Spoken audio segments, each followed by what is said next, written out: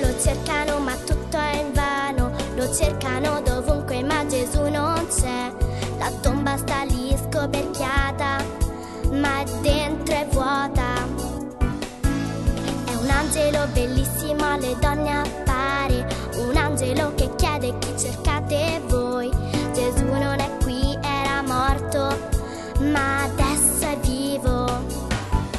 È risorto, alleluia, è risorto Gesù. È risorto, alleluia, è risorto Gesù. È risorto, andate voi, è risorto, raccontate a tutti che è risorto Lui, è risorto Gesù.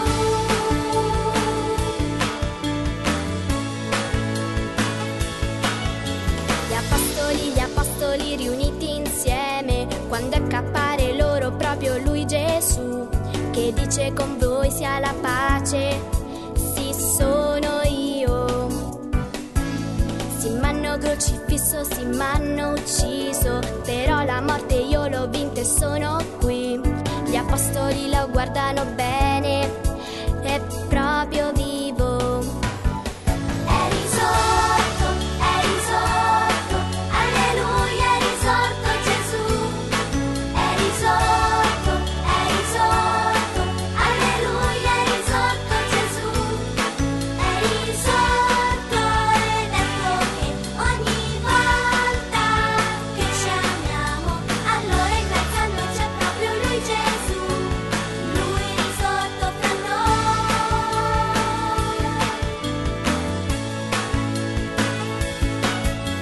Adesso torno in cielo su da mio Padre, ma non vi lascio soli, perché io vi do lo Spirito Santo d'amore, che spiegherà ogni cosa.